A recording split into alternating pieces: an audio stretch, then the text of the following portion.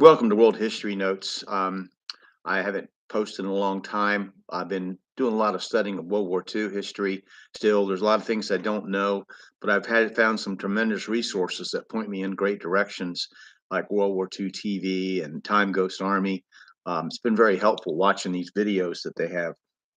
And then you have new shows like Masters of the Air, which I really enjoyed watching it a second time. So a lot of things I'm interested about World War II. So I'm kind of sidetracked from the Cold War and understanding the way things are today. I'm picking up more information and I'll post things from time to time. But what I've been doing lately is I had a cousin. He was much older than me. He's like 40 years older than me, um, and he was my first cousin once removed because he was my father's first cousin. So he's my first cousin once removed. I don't think I met him very often. If I met him at all, if I met him at all, it would have been at a family reunion. We used to hold Woodison family reunions from the early '50s, 1950s, at the American Legion home in Princess Anne, Maryland, and we used to hold reunions there. It's possible I could have met him, but he was so much older than me, he wouldn't have any significance to me. And truthfully, I was clueless at that age and older about some of the treasures I had as far as having an uncle that served with Patton in Third Army, an uncle in Red Ball Express, drove the trucks, and uncle that was a merchant marine. So many people that were, I just just didn't think that it would have been a great opportunity to ask questions, make notes, but I didn't know that I would be that interested in history as I am. So my cousin Guy, um, his Guy Whittison Jr. is his father. My great uncle passed away in the 1930. I think he drowned. He had suffered an injury where he only had one arm, and as I understand it, I could be wrong, and I'll double check on this. But anyway, I want to read you a letter um, from the local newspaper. It was around when I was a kid, but it's no longer there. Um, it's called the Marylander and Herald, and it was established in 1828, and it, uh, it's no longer there. It's a different paper now. But here's a copy from Friday, July 13th, 1945, and it's a letter. Uh, what people would say. Uh, Send in letters just to kind of like keep people up to date. And this is during the war years, so it's the very end. Now here's the letter. It's a note, and it says, "Dear Jim and Clarence, this is from Essen, Germany. I wish to take this opportunity to express my appreciation and thanks for the Marylander and Herald. That paper has done more to boost the morale than anything I could think of. Everything is very quiet over here at the present time. At the present, our outfit is occupying Essen, but I think most of us are going to Berlin for occupational work. That is the ones that are not lucky enough to have enough points to go home. We know about points from Band of Brothers if you watch that.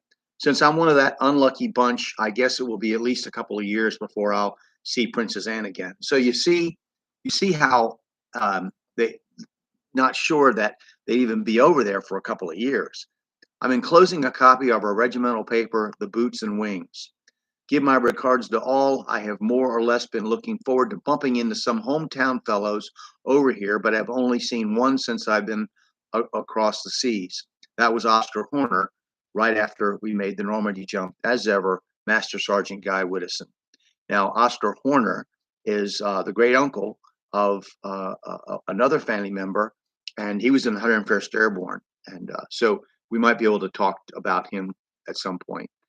So anyway, that was that. I thought that was interesting, uh, fascinating to see a letter to the local newspaper from a soldier. Now, this is my cat Frankie, and Frankie is being annoying, but it's fine. I can deal with it. He just wants attention. But here's what happened. So a couple of years ago, I was searching for information, and I was actually I was actually searching the Maryland Herald archives because I was looking for information about some other things with social history, you know, and wasn't related to what I'm talking about today. But I was just kind of looking and I was reading uh, because when you're obsessive compulsive, um, reading reading newspapers or reading books, it's fine. You might read them and reread them and reread them, so it's not a problem. So what it was, I was looking at an August 1944 version of that newspaper, and let me just and it said, and it was a headline. This is Friday, August 18th, 1944. And this headline, or this on the front page, it says Countyan with first invasion force. Now I knew nothing about my cousin Guy's World War II exploits, his service. It was just a shame that when you know nothing about somebody close enough to you that you should know something about, but it just wasn't known. He didn't talk about it to his own family. In fact, his kids on Facebook, his grandkids have said, and as I recall, that he never talked about it, which is amazing to me. But that's a lot of them didn't talk about it. I learned that through the Band of Brothers and reading all their diary, all their journals and stuff that they published. But here's that front page article. It's called Count. It says Countyan with first invasion force in all caps. This is a story that can now be told of a Somerset County soldier who, with other members of an infantry regiment of the 82nd Airborne Division, made the first D-Day assault upon Nazi-held France, and for 34 hours spearheaded the American advance. The hero of H Hour is Staff Sergeant Guy L. Widdowson, 27, son of Mrs. Grace L. Widdowson of Westover. He came unscratched through the first attack upon the enemy in Western Europe. Several hours before the attack upon the Normandy beaches was launched, paratroopers of the 82nd Division came floating down over the Cotentin Peninsula. Their job was to prevent German forces from reaching the beachhead and to clear the way for ground troops who were following closely behind. Um, and then it goes on to explain the activities of what these men did. And Sergeant Widdowson at the bottom, it says Sergeant Widdowson, who was inducted from here May 16th, 1942, is a native Somerset Countyan and a graduate of Washington High School, Princess Anne. I went to junior high there. In civilian life, he was employed by the Donut Corporation of America with offices in Ellicott City. Now, that just shows you how people came from all walks of life to participate and to serve in World War II. This fight to save civilization from the dark racist forces that were about to overtake it from Japan and Germany. I don't think people realize today how dire the situation was and how very close we came to having that extinguished, that civilization extinguished by a darkness that was that basically was the 19th century, the age of colonialism, the age of imperialism. It was basically that last several hundred years on steroids, because you had this ultimate burst of colonialism and in Germany and Japan, and of racism, thinking that you're the superior race. Both Japanese and Germans had that philosophy, and it was definitely, if they'd have gotten their way, if they hadn't made some key mistakes, just some key mistakes that could have been avoided, if they'd have gotten their way, the world would be a much different place. It may not be a great place now, but it's a heck of a sight better than it would have been. And these men from all over the world um, just went, and many of them died. But these guys went and they fought this evil. And they might not have known of it as that. They might have understood that. But they did their duty and they did their job. And that's what interests me. And, you know, Guy gives me kind of a personal understanding. So what I did was, I began searching. After a while, I began searching for Guy, um, and I came across this, and I'll post these links in the comments. I came across this US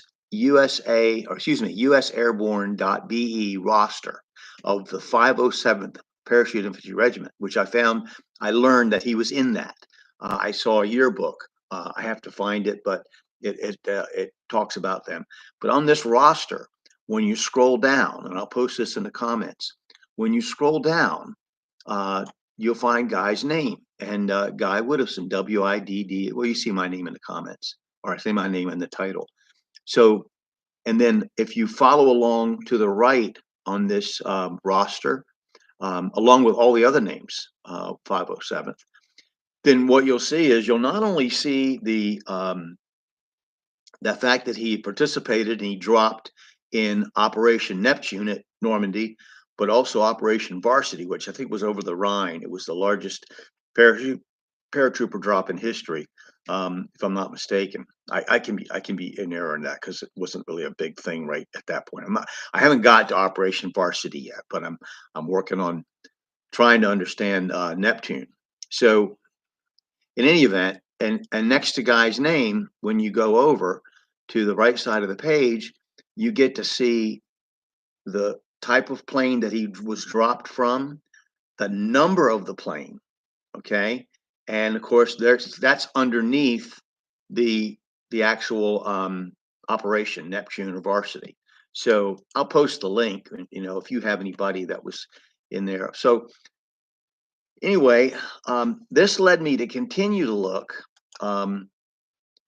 and I found a website, which it's dday-overlord.com, and I found the flight that he was in, flying over to Normandy, and even the map of the planes. You remember on Masters of the Air how they had all these planes models? Well, this is a map showing all the planes by their numbers that flew over, and it even has not only, and he's in number 31 position, his plane is, but even the pilot's name, last name. Very interesting stuff. So I thought that was fascinating. So just taking me a little bit closer, just a little bit closer.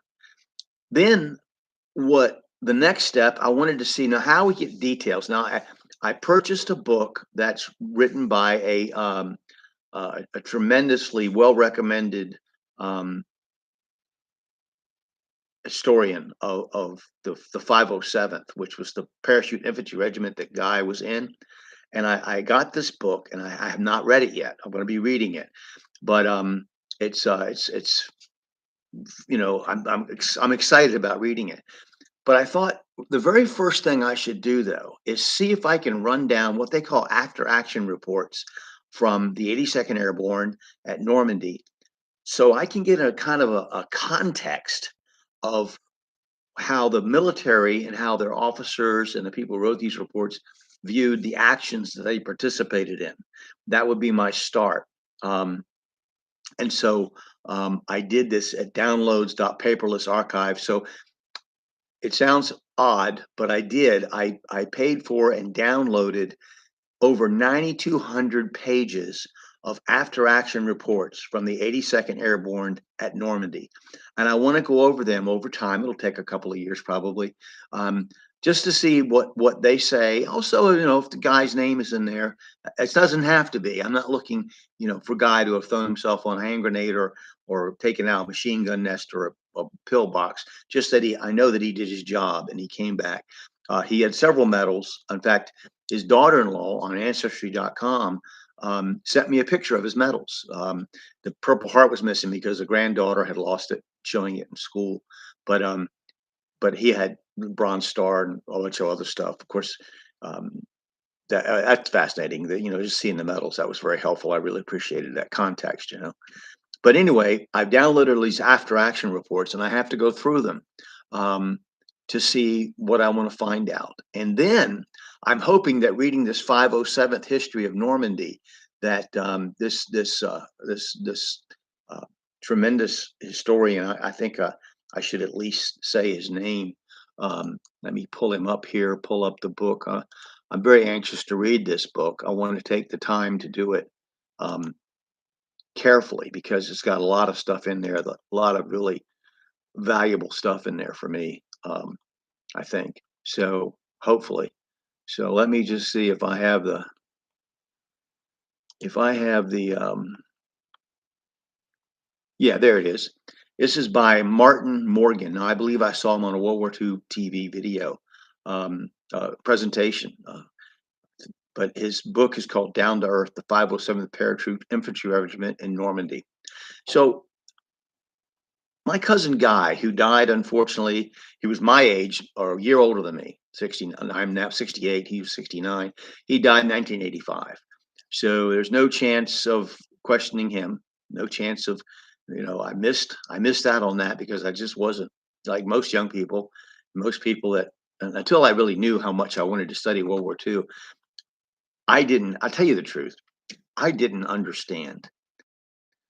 I knew a lot about World War II, um, but I didn't. I read a lot of books about it, but I didn't understand. You know what really got? There's a moment in time when something slaps you upside the head in a way that just underscores anything you ever thought, or maybe upsets it. I was watching The Pacific, that great but very depressing um, Spielberg Hanks presentation from the early 2010s. Um, it didn't do very well, I think, because it just was a very dark and brutal video series and TV series. It wasn't. It was Band of Brothers was, had a lot of upbeat things in it and a lot of positive things, but the Pacific was such a vile, nasty race war. I mean, it was awful. And I've still read a lot since then. But anyway, so I'm watching this. And in the very beginning, Chesty Puller, the famous Marine commander, is standing in front of a map of the world, and it's in red is what the Axis powers are in control of. And you realize when you looked at that map, the world was about to become theirs. I mean, it was on the edge of becoming their world, and it would be a very dark world, a very dismal place to live if it did. And so they impressed upon you one thing is that what these men did, men and women, but what these men and women did was to put themselves in the way of the extinguishing of civilization as we know it. Any hope. I mean, we're not perfect and we have a lot of problems. There's a lot of bad things in our world, but we have hope. We always have hope that we can do better. There's no hope there if they won. So in any event, that was that. That kind of got me going on World War II. Um, so I have these things to do and study, and there's just so much to learn and so much individual stuff. I want to know about. I'd like to try to find out as much as I can about Cousin Guy's service. I know that I was told that he only talked to his brother. He had a brother named Richard, another cousin named Richard, and I was told that he would talk to him when he came back about what he'd experienced, um, and some of the things that he said talked about just stuff that you can't like get details on. They were just memories. This is just memories told me um, that he said, here's a couple of things he said. He always talked like after they shared a room with his brother when he came back. He talked to him after they'd gone to bed in the dark. He was reported MIA once, presumed dead after a plane crash carrying some of his members of the 82nd. Then it was determined that they referenced the wrong plane when they said that. He talked about inadvertently parachuting behind enemy lines, which happened. That's what they did. They parachuted behind enemy lines, but he was missing for a few days. Um, but some of this stuff isn't in the military records. So I'm looking for the after action reports.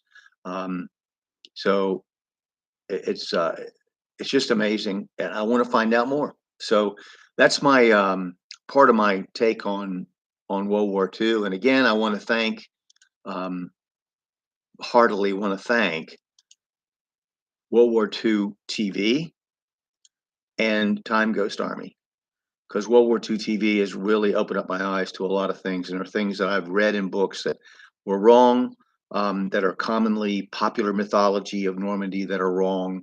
There's no evidence for, but they have been impressed upon us by movies and stuff like that. And movies are not history. TV shows are not history. They're entertainment. They can show you ideas, but they can't really do well as giving you facts. Um, so anyway, that's part of my study of Normandy via my cousin Guy. I hope he's in heaven with God. I hope he's uh, hope I'll see him again, see him sometime. But just just I've got a 9,200 pages plus of after action reports to go over and to look for things. And then I'm going to go on from there. I'm going to use those as a springboard to go on. I'm looking for personal accounts um, of the 507th specifically. Okay. Guy was in the headquarters company, I believe. So, all right. Thank you. I hope that you'll study history and feel free to make comments. And talk about if you're doing a research on your own or you have a relative. Um, right. Thank you.